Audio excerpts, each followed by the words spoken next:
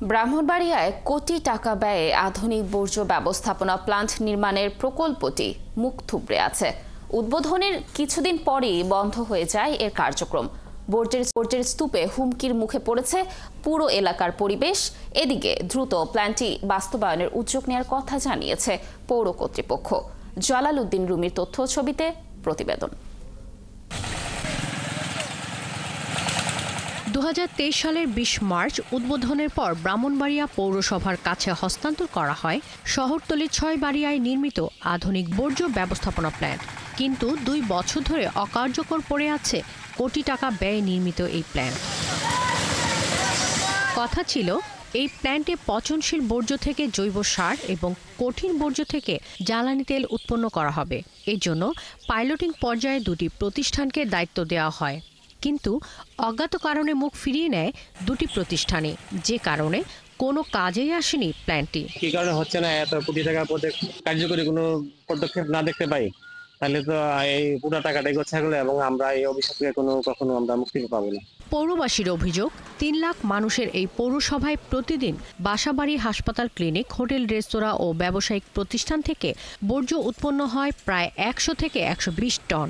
অথচ বর্জ্য ব্যবস্থাপনার অভাবে নানান রোগে আক্রান্ত হচ্ছেন তারা। দুর্গন্ধের জন্য এদিকে আমরা হাঁটতে পারি না, রাস্তাঘাটের মধ্যে ময়লাই না পারে, এক গ্রাম থেকে আরেক গ্রাম ওই এলাকা তো যায়, আমাদের বাড়ির ওইদিকে ময়লার দুর্গন্ধে আমাদের নগর জীবন অনেক অতিষ্ঠ হয়ে যাচ্ছে। আপনার রোগ জীবাণু ছড়াচ্ছে, জন্য আমরা চলাচল করতে পারতেছি না বা বসতে পারতেছি না। তবে পৌর কর্তৃপক্ষ বলছে শিগগিরই প্ল্যান্টটিকে উৎপাদনে আনার উদ্যোগ নেওয়া হবে। যে পরিমাণ বর্জ্য সেই পরিমাণ জায়গা আমাদের নাই, জায়গা করার জন্য আমরা চেষ্টা করতেছি কোথাও নতুন কোনো জায়গা পাওয়া যায় কিনা। বর্জ্য থেকে পলিথিন থেকে কঠিন বিদ্যুৎ এবং গ্যাস উৎপাদন করে এই জাতীয় কোম্পানিটা খোঁজ দিতে চাই, দেখা যাক যদি পাওয়া যায়।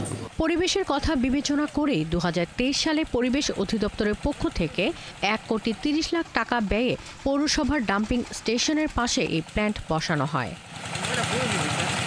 শাকিলা শম্পা, 71। দর্শক, এই বিষয়ে বিস্তারিত জানাতে ব্রাহ্মণবাড়িয়া থেকে যুক্ত হচ্ছেন সহকর্মী জালাল উদ্দিন রুমি।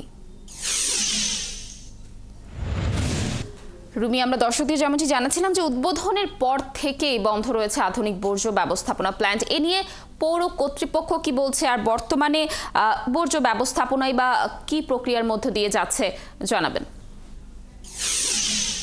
যেমনটি বলছিলেন, আসলে আপনি জানেন যে এখানে ব্রাহ্মণবাড়িয়া পৌরসভা কিন্তু 150 বছরের পুরনো।